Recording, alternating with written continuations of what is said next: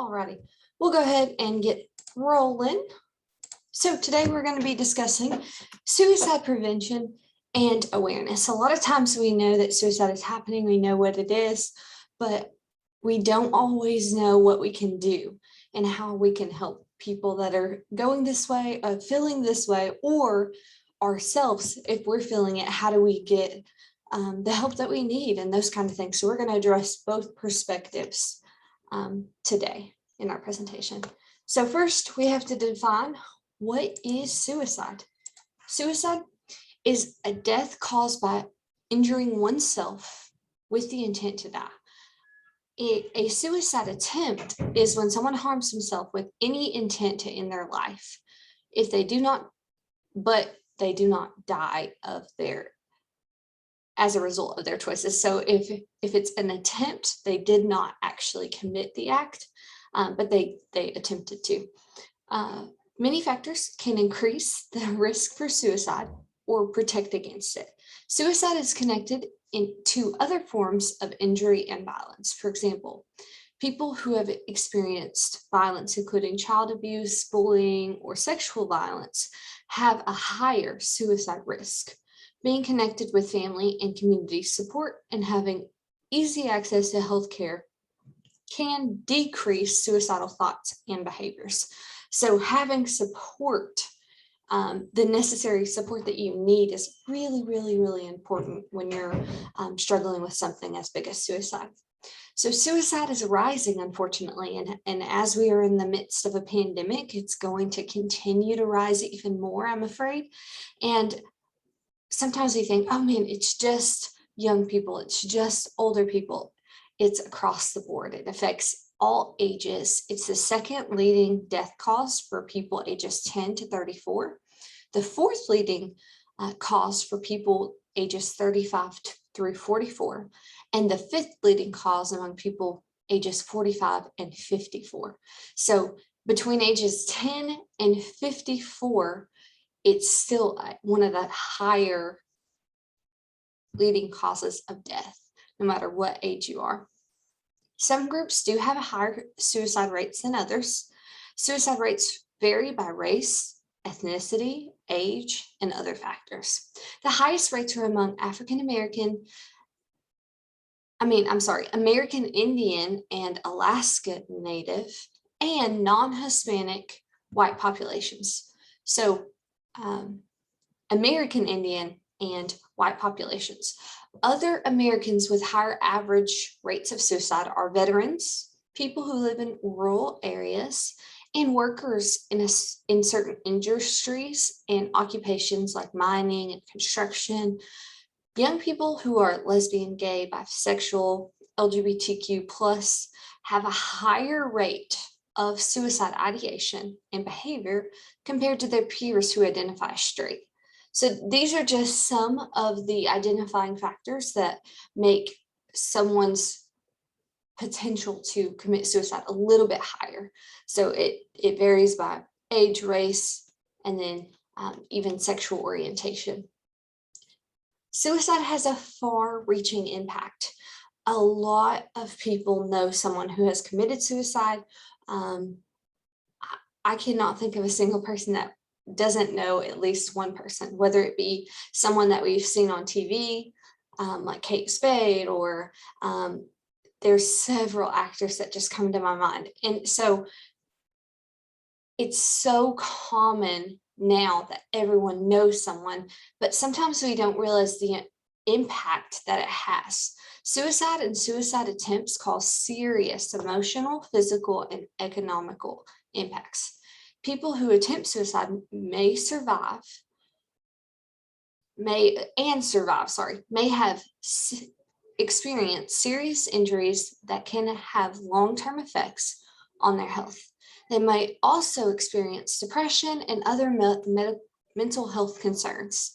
The good news is that more than 90% of people who attempt suicide and survive never go on to die by suicide. So if they are able to succeed after that first attempt and they go on to live a more healthier life. They don't choose to do that again. So that's a really interesting statistic, and I liked it because a lot of times people are trapped in the way that they're feeling and what's going on in their lives. And so if we can say, wait just a second, like it really does get better, then we can change this statistic that's ever rising. Realistically, what can we do? What does that look like? What can we actually do whenever you're talking to someone, or if you're feeling a certain way? Like, what can we physically actually do? The National Suicide Prevention has this program that is be the one to do all of these different things. Be the one to. So it's a hashtag be the one to, and it's the message from the National Suicide Prevention Month and beyond, which helps spread the word about actions we can all take to prevent suicide. The Lifeline Network and its partners are working to change the conversation from suicide to suicide prevention, to actions that can promote healing, hope, and help. Ask.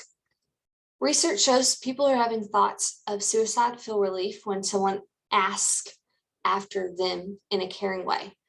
Findings suggest acknowledging and talking about suicide may reduce rather than increase suicidal ideation. A lot of people believe the myth that if you talk about it, then you're giving them permission.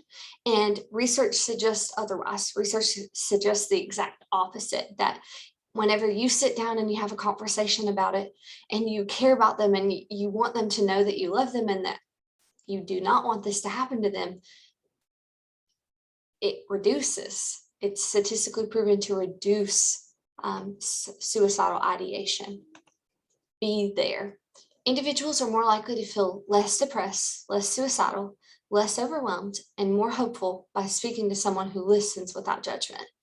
So if you're just there in a listening ear, letting them rant, letting them talk about whatever they need to talk about, without getting annoyed, without getting bothered, without giving any judgment, keep them safe. A number of studies have indicated that when lethal means are made less available or less deadly, suicide rates by method decline, and frequently suicide rates overall decline. So if you know that your friend is talking about this is the specific way that they plan to attempt suicide, well, first off, you can report that, which you should. That's definitely something that you would want to do. And if you think that they're in immediate danger, always call the police. But if they're just in the ideation phase and they're just thinking about it, but now they have this idea of a plan, maybe it's not an actual plan yet. If you know that they want to use these specific pills, you can, take them and be like, I don't think you need these. And that is proven to decline the overall suicide rates, which is really interesting. Just paying attention and knowing, okay, what are the uses or the lethal means that they're trying to use? And then how can we make sure that we're keeping them safe? How can we make sure that they are not successful in their attempt, and getting them the help that they need? Help them stay connected. Studies indicate that helping someone at risk create a network of resources and individuals for support and safety can help them take a positive action and reduce feelings of hopelessness. Whenever it's kind of like the last one where it's like, be there, except whenever you help them stay connected, you're creating this network of support. So instead of just one person being supportive, you now have this network that you can depend on and that you can kind of have hope in. And a lot of times there's a sense of hopelessness whenever someone is going through suicidal ideation or even suicidal attempts.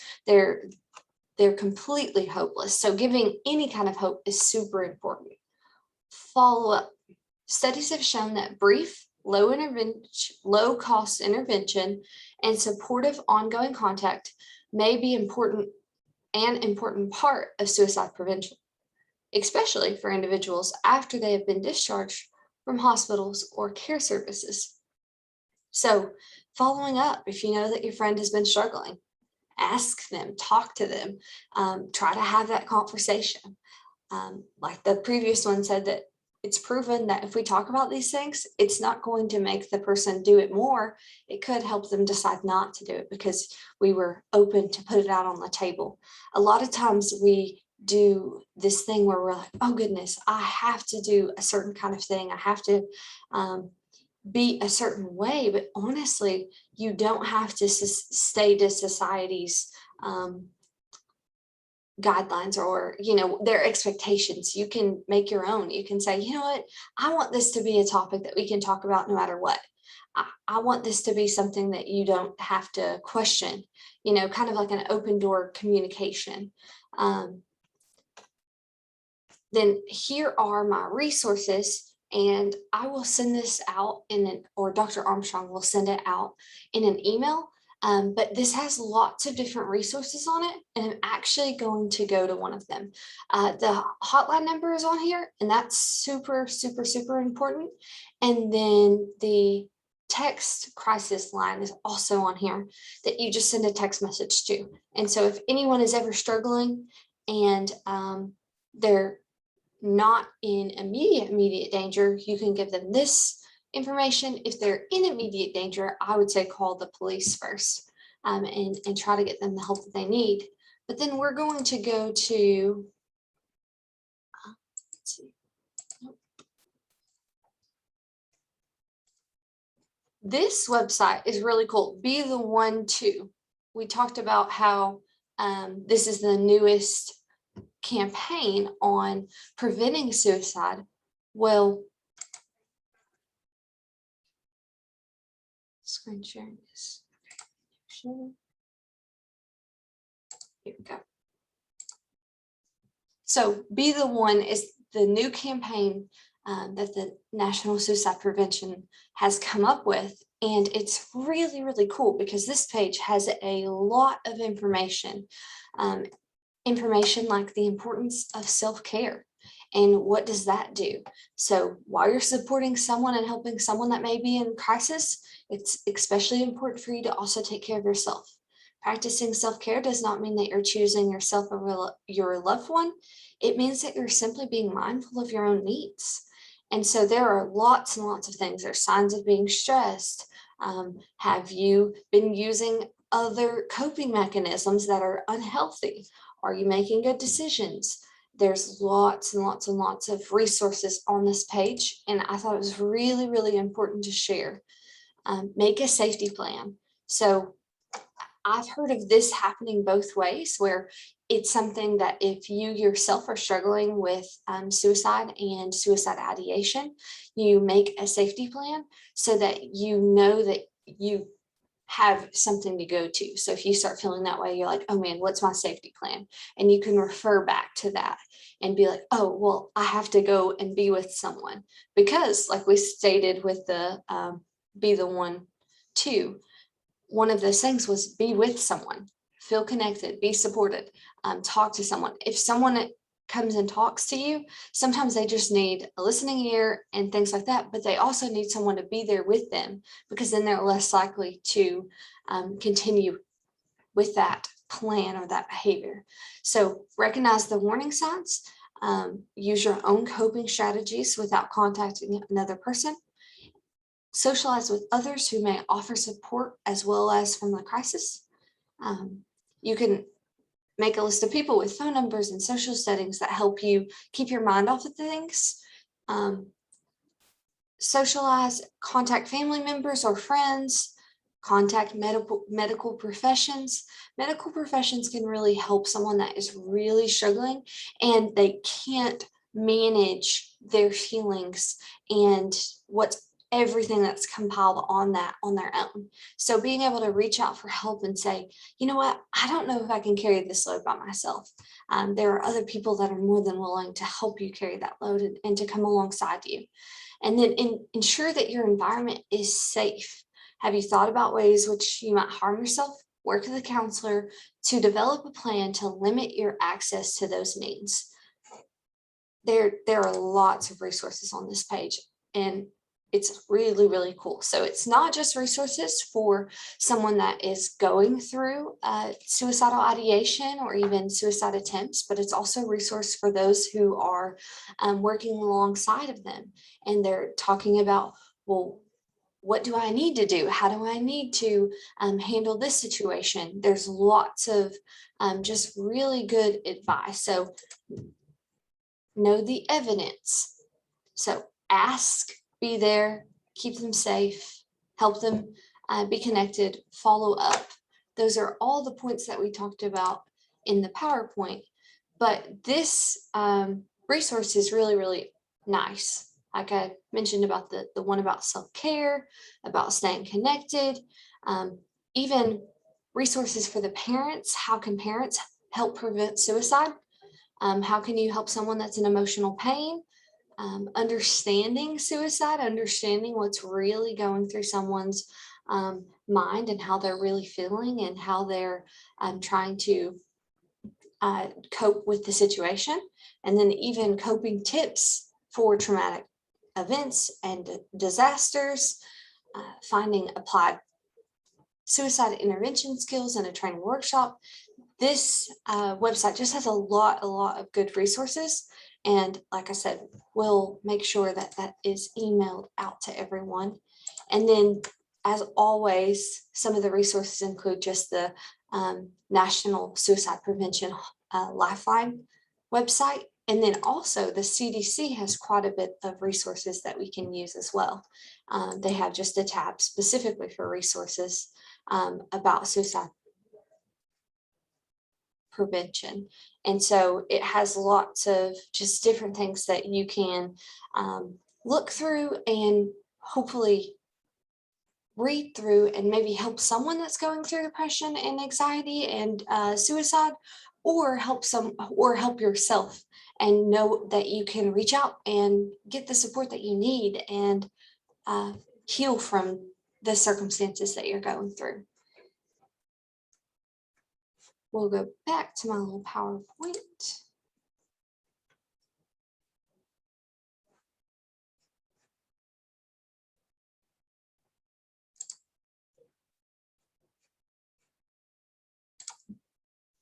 Alrighty, does anybody have any questions?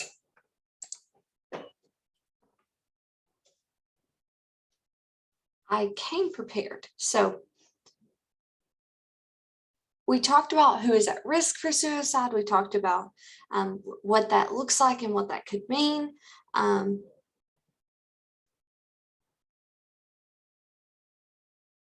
Do people threaten suicide to get attention?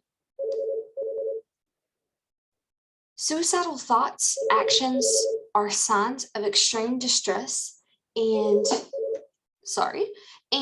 indicate that someone needs help. Talking about wanting to die by suicide is not a typical response to stress. All talk of suicide should be taken seriously. A lot of times some people think, oh man, they just want attention. They just want someone to listen. And they're probably wanting someone to listen for good reason. And so we need to take all of those situations seriously. Another good one is, what treatment options and therapies are there available? There's cognitive behavioral therapy, which is shortened as CBT, and it helps people to learn new ways to deal with stress. There's DBT, which is dialectical behavioral therapy, which is very similar to CBT, but it has a little bit of a different spin on it, and it focuses on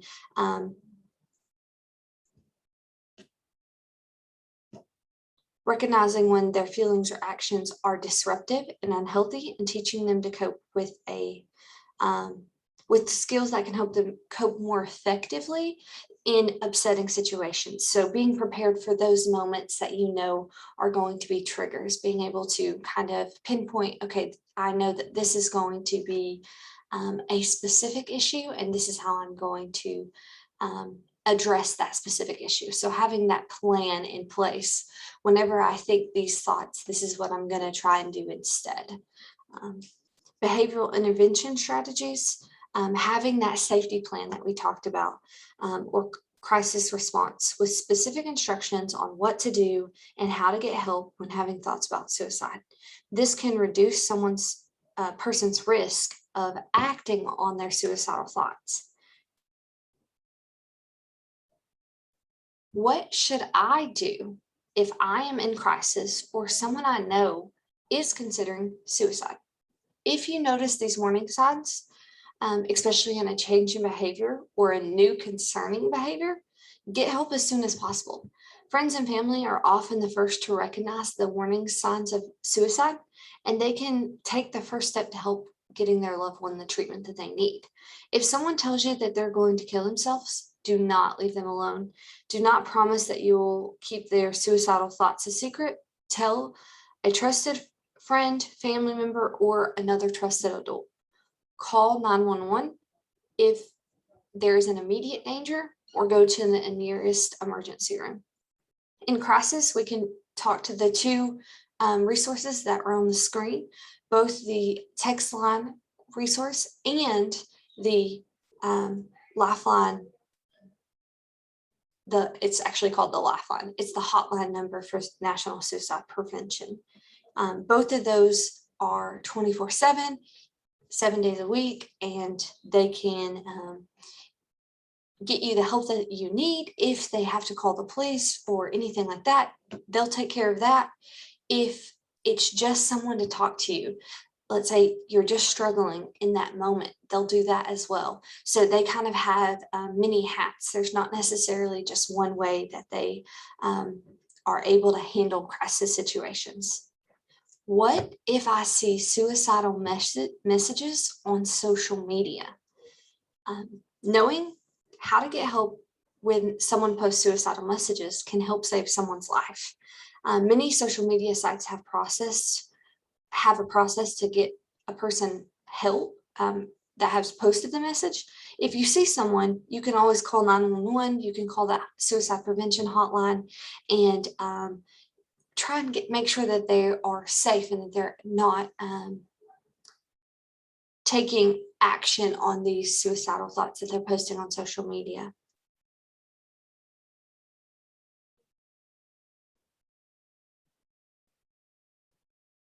That is all the questions that I have. Does anybody else have any questions or anything like that?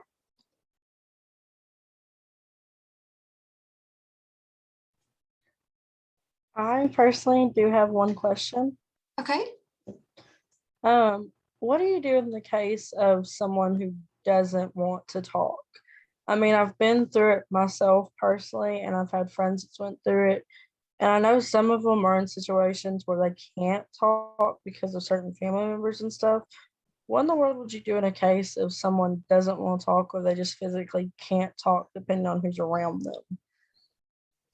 I think that it definitely depends on the situation, but I think a lot of times we just want someone to be there, where maybe you can't actually talk about the situation, but what you can do is you can be there and y'all can watch a movie, or you can kind of like do things where, like, I'm here for you. I may not be able to help you in this situation, but I'm here if you need me. I am, I care and love about you. A lot of times people struggling with mental illnesses, people struggling with suicidal ideation feel hopeless and they feel like no one cares.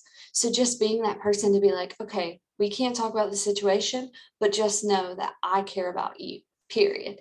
And then being there and maybe helping distract them is another good way that not an unhealthy distraction, but something like, oh, well, let's just hang out tonight and have popcorn and movies, something where you're kind of getting your mind off of these feelings for a little bit.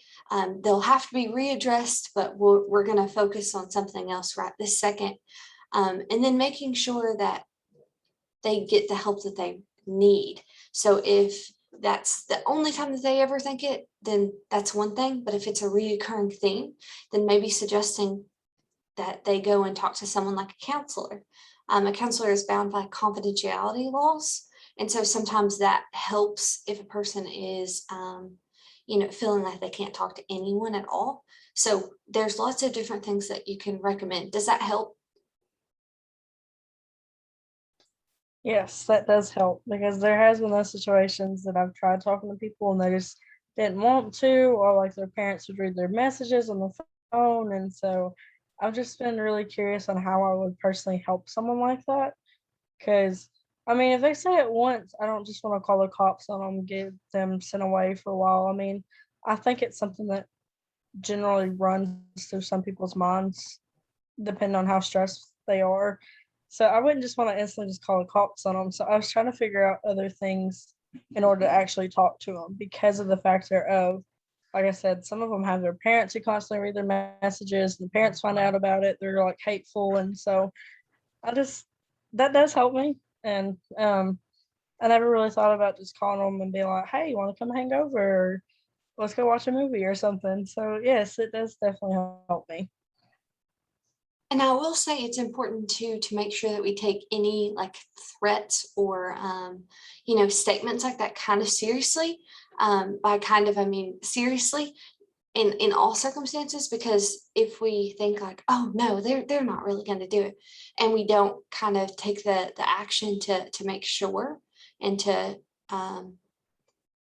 it's different when someone is having suicidal ideation, which is someone being like, man, I think about doing this, or I think, but I don't know that I could ever do it. Then someone saying, you know what, I have this specific plan, and at this specific time, I'm going to do this specific thing.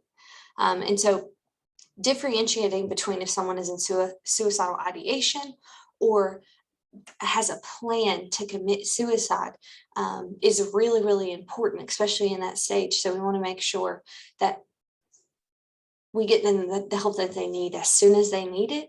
And so if someone has a plan, I don't know that a distraction like a movie night may change that much.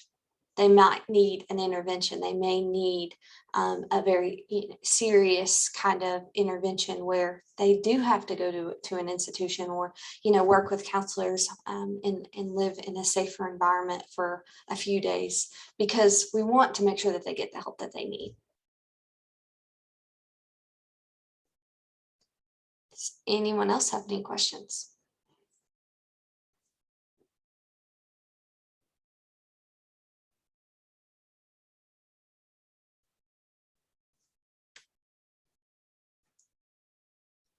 Well, if no one else has any questions, then that is all that I have.